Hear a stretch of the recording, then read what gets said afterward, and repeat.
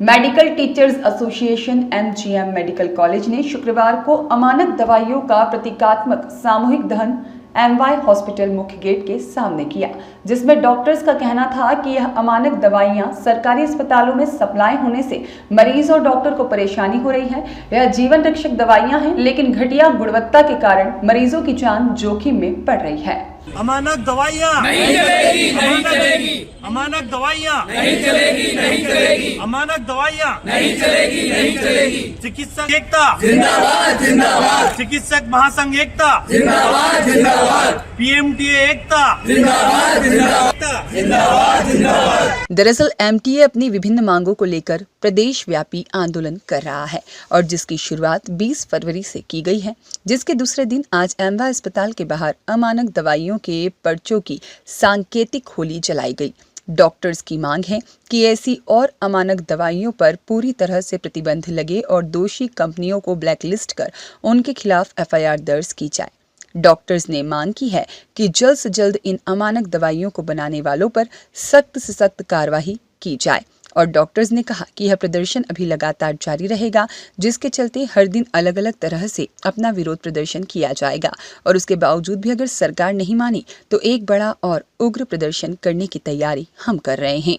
देखिए, आज चिकित्सक महासंघ के द्वारा अमानक दवाइयों की प्रतीकात्मक होलिका दहन किया गया और इसके पीछे जो हमारा उद्देश्य ये है कि पूर्व में हमारे चिकित्सकों ने, चाहे वो पीएचसी से लेके तो मेडिकल कॉलेज और सुपर स्पेशलिटी अस्पताल में कुछ दवाइयों को कमतर पाया तो उन्होंने शासन के द्वारा तय नियम से भारत सरकार की प्रमाणित लैब से जांच कराई और जब वो दवाइयां अमानक पाई गई तो एमपीपीएसएल ने आदेश करके उनके उपयोग पर रोक लगाई।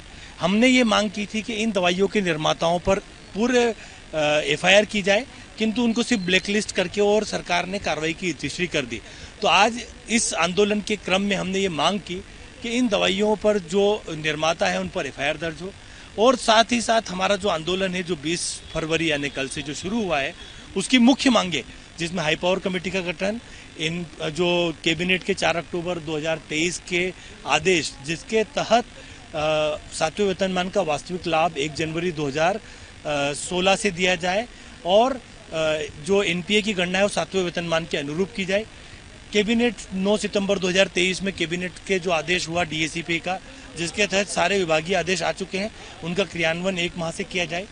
कोलकाता के आरजी कार चिकित्सा महाविद्यालय में हमारी जो छात्रा थी उसके साथ जो दुर्भाग्यपूर्ण घटना हुई, उस घटना के पश्चात माननीय उच्चतम न्यायालय के द्वारा गठित जो नेशनल टास्क फोर्स है उसकी गाइडलाइन के तहत पर्याप्त सुरक्षा इंतजाम किए जाएं और विभाग का जो आप स्थिति देख रहे हैं चिकित्सा की, उसमें जो अनड्यू प्रशासनिक इंटरफेरेंस है, प्रशासनिक दखलंदाजी है, उसको रोका जाए। इन मुद्दों को लेकर हमारा आंदोलन यथावत जारी रहेगा और आपने कल भी देखा कि प्रदेश में कितना प्रभावी आंदोलन हुआ, आज भी आप देखेंगे कि कितना प्रभावी आंदोलन हो रहा है। इसलिए सरकार को समझ जाना चाहिए कि आगे और उग्र रूप लेगा।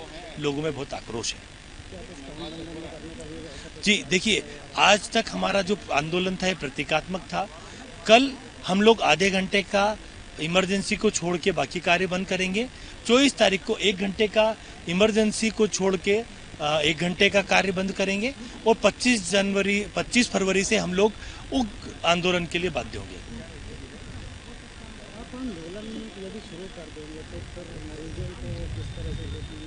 आपका सवाल बहुत ही अच्छा है। देखिए, जी जी जी, और एक देश का सबसे बड़ा हॉस्पिटल भी माना जाता है। जी जी, नहीं, आपका बहुत ही सही सवाल है।